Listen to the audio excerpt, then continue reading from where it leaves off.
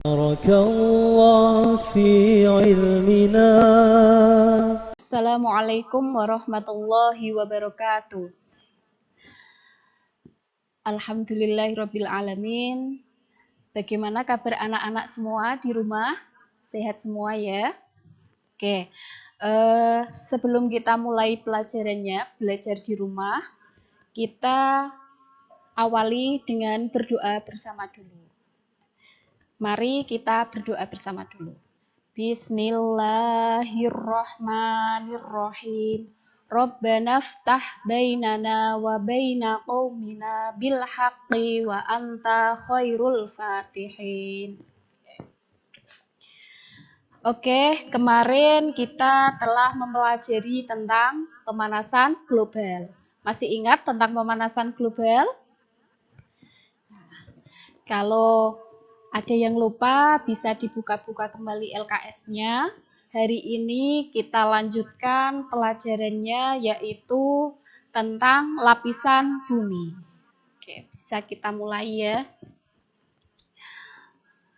Oke, lapisan bumi. Bumi itu memiliki beberapa komponen-komponen. Apa saja komponen-komponen yang ada di bumi?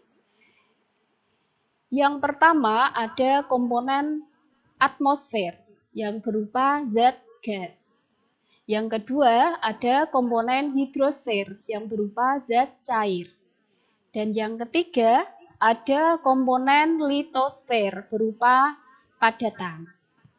Nah, selain tiga komponen ini, di bumi juga ada komponen lainnya, yaitu berupa lapisan es yang berada di kutub utara dan kutub selatan, dan juga biosfer, tempat tinggal makhluk hidup. Nah, bisa dilihat di gambar ya. Di sini bumi terdiri dari tiga lapisan, ada atmosfer, bagian udaranya, hidrosfer, bagian zat cairnya, dan litosfer, bagian padatannya. Kita bahas satu persatu dari yang pertama, yaitu atmosfer. Atmosfer sendiri berasal dari dua kata, yaitu atmos, artinya uap, dan sphaera, artinya lapisan. Jadi, atmosfer itu adalah lapisan uap yang menyelimuti bumi. Nah, seperti gambar ini ya. Nah, di dalam atmosfer sendiri ini, dia terdapat tiga komponen. Apa saja komponen gas? Kita singkat dengan NOx, biar mudah ya. N, yaitu nitrogen. Di sini nitrogennya ada 78%. Kemudian O, oksigen, ada 21% dari semua atmosfer ini. Dan gas-gas lainnya itu terdiri dari 1% saja. Ada karbon dioksida dan lain-lain. Nah, selanjutnya lapisan-lapisan atmosfer. Atmosfer sendiri itu punya lapisan-lapisan. Dari yang paling bawah ada lapisan troposfer, kemudian di atasnya ada lapisan stratosfer, yang ketiga ada lapisan mesosfer, keempat ada lapisan termosfer, dan yang kelima ada lapisan eksosfer. Oke, biar mudah kita bisa menyingkatnya. Troposfer X ya.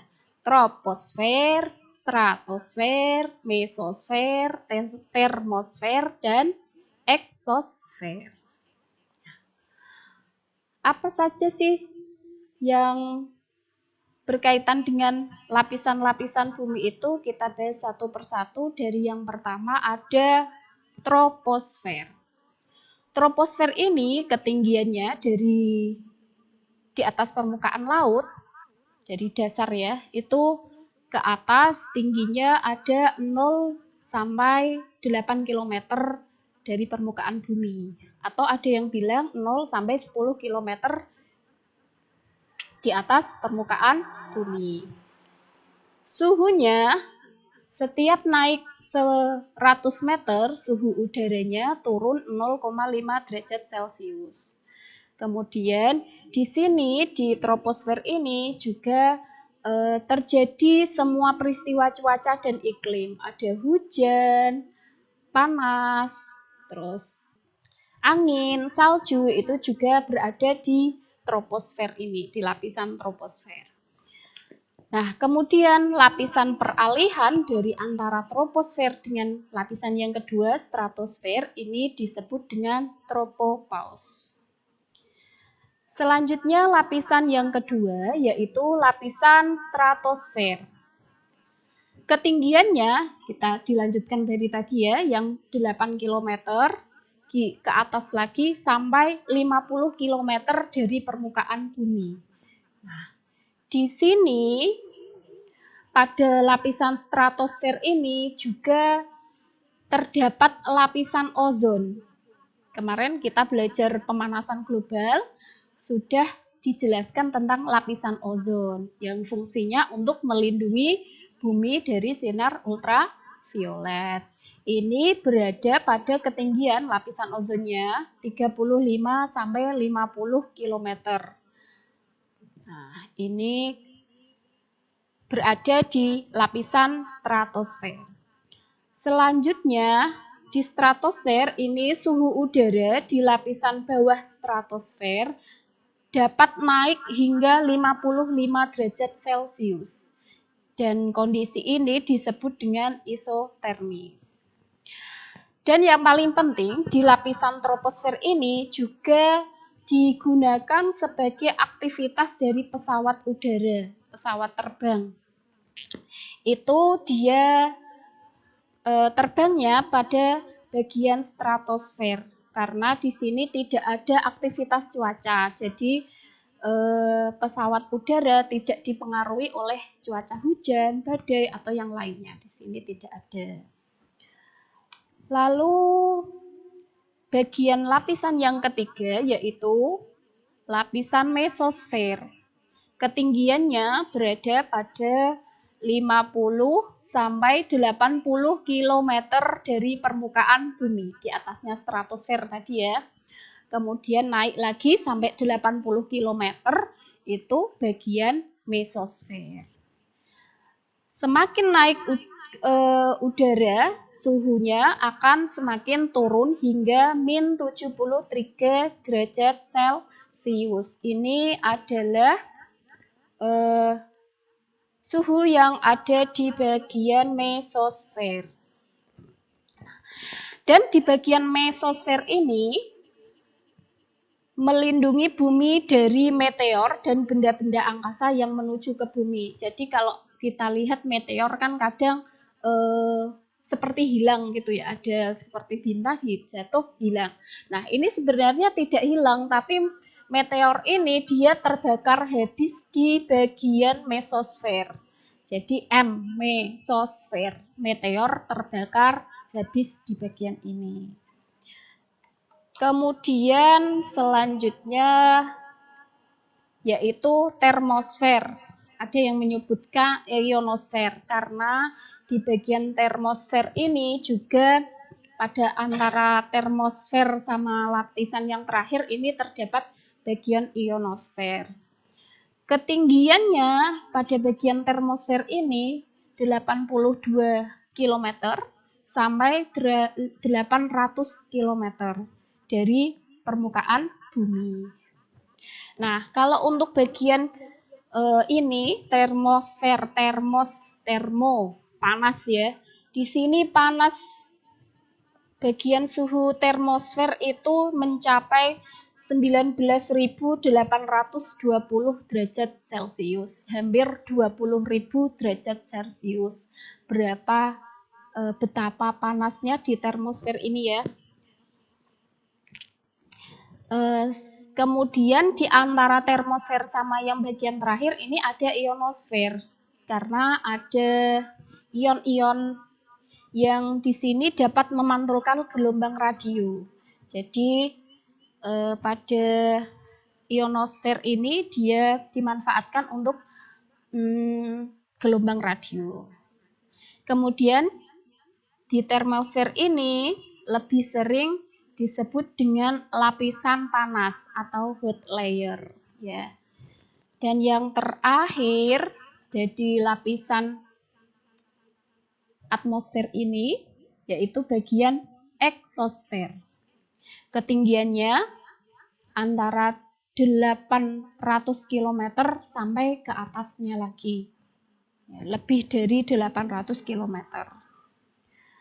Di lapisan ini juga disebut dengan lapisan ruang antar planet di bagian eksosfer ini ya.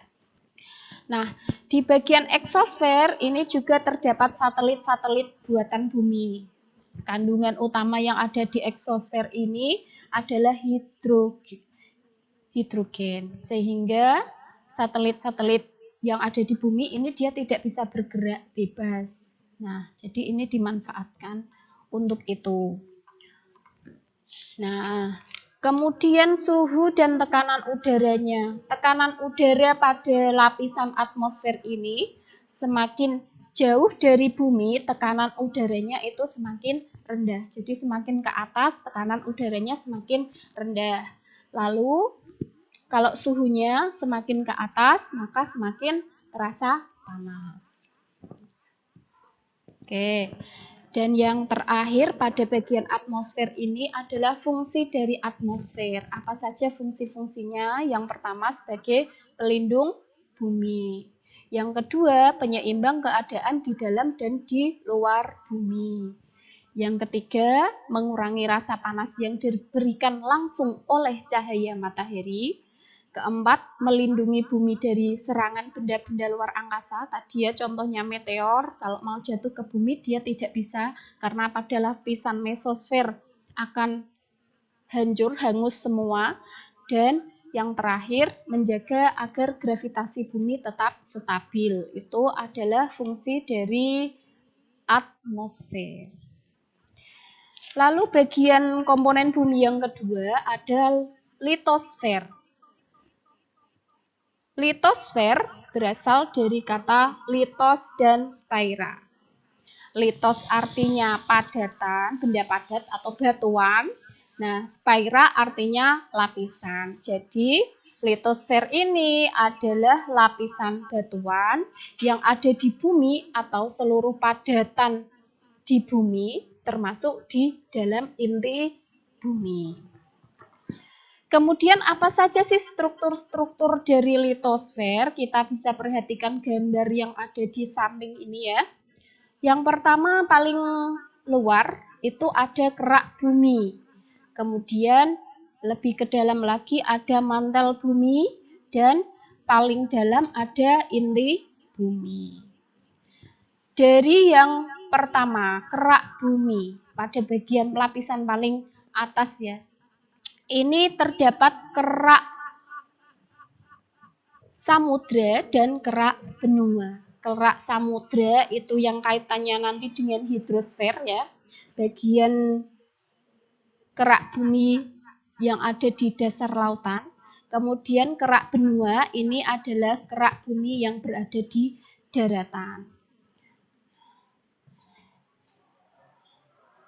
Unsur-unsur kimia pembentuk kerak bumi diantaranya ada oksigen. Oksigen ini 46,6%. Kemudian ada silikon 27,7%, aluminium 8,1%, besi 5%, kalsium 3,6%, natrium 2,8%, kalium 2,6%, magnesium 3,1%. Itu ya. Itu adalah unsur-unsur pembentuk kerak bumi. Kemudian yang kedua ada mantel bumi. Nah, mantel bumi ini merupakan bagian lapisan yang menyelubungi inti bumi dan merupakan bagian terbesar dari bagian bumi. Kenapa terbesar? Karena ada sekitar 83,2% dari volume bumi ini. Dan 67,8% dari keseluruhan massa bumi itu adalah bagian dari mantel bumi. Mantel bumi sendiri ini terdiri dari 3 bagian, ada litosfer, astenosfer, dan mesosfer. Lapisan litosfer terdapat dari batuan sekitar kedalamannya 50 sampai 120 km ke dalam ya. Lapisan ini masih dibagi lagi, ada 2 bagian ya. Ini zona transisi ini. Nah, di sini ini ada 2 bagian, yaitu lapisan sima atau silisium dan magnesium, serta sial atau silisium aluminium. Ini pada lapisan litosfer di mantel bumi. Kemudian ada bagian astenosfer, terdiri dari batuan dan mulai adanya formasi magma serta terdapat pada kedalaman 200 km. Ini di astenosfer itu disinilah letak dari magma yang ada di bumi, yang keluar nanti dari gunung berapi, itu letaknya di bagian astenosfer pada mantel bumi ini. Kemudian yang terakhir, bagian paling bawahnya ini ada mesosfer, berada di bawah astenosfer di kedalaman lebih dari 2000 km. Komposisinya dari mesosfer ini batuan dan besi. Ini bagian mantel bumi ya, yang tengah. Kemudian yang terakhir, bagian paling dalam sekali dari bumi ada inti bumi. Inti bumi itu lapisan bumi terdalam dengan batuan yang paling padat dibandingkan dengan bagian lainnya. Ada 2 lapisan inti bumi, yaitu inti dalam yang paling bawah ini dan juga inti luar yang atasnya. Inti dalam terdiri dari besi dan nikel, suhunya 4.500 derajat Celcius. Dan inti luar ini berupa zat cair yang kental, suhunya 2000 derajat Celcius. Itu pada bagian inti bumi. Selanjutnya, komponen bumi yang ketiga yaitu ada hidrosfer berupa zat cair ya. Di sini hidrosfer berasal dari 2 kata, yaitu hidro artinya air dan sphaira artinya lapisan. Jadi hidrosfer itu adalah lapisan air yang berada di bumi. Nah, hidrosfer ini bisa meliputi lautan, samudra, air danau, kemudian air sungai, air tanah, dan uap air yang ada di udara. Itu termasuk pada bagian hidrosfer. Nah, air yang ada di bumi ini dia dapat mengalami siklus atau daur ulang yang dinamakan siklus hidrologi. Untuk siklus hidrologi ini ada 3 jenisnya. Ada siklus pendek, ketika air laut menguap, terus kemudian ini kan terjadi proses evaporasi, kemudian dia naik ke atas, menguap ke atas, jadilah proses kondensasi, lalu membentuk awan, kemudian turun hujan, kembali ke laut lagi. Ini siklus pendek.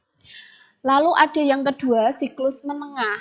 Ketika air laut menguap, evaporasi, kemudian terjadi kondensasi ya kan ke atas, membentuk awan di daratan. Nah, ketika ini bukan di lautan lagi, dari air laut, kemudian awannya ke daratan, turun hujan jatuh di daratan, airnya mengalir ke sungai. Ini siklus menengah.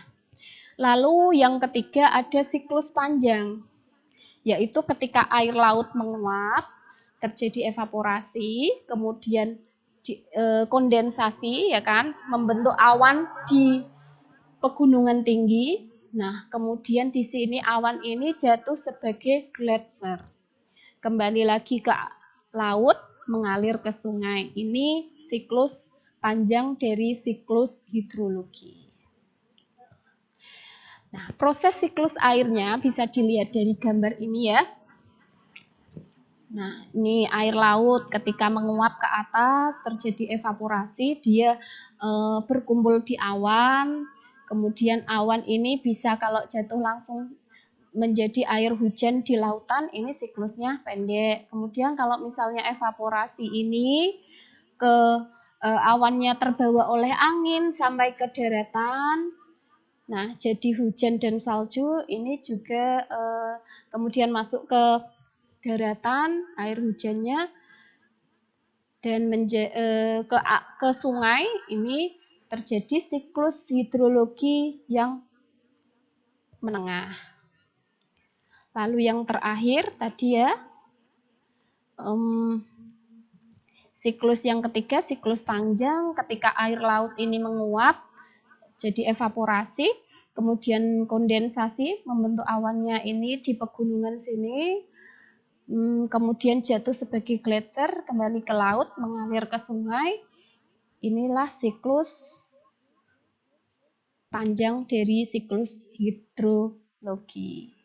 Nah, itu tadi penjelasan dari saya tentang lapisan-lapisan bumi. Ada apa saja tadi lapisannya? Lapisan atmosfer, lapisan hidrosfer, dan lapisan litosfer. Nah, dari ketiga ini silahkan disimak, dipelajari lagi. Nah, kalau ada yang belum jelas bisa ditanyakan lewat komentar atau WA langsung ya, bisa. Cukup sekian penjelasan saya. Semoga bermanfaat. Terima kasih atas perhatiannya. Wassalamualaikum warahmatullahi wabarakatuh. بارك الله في عمرنا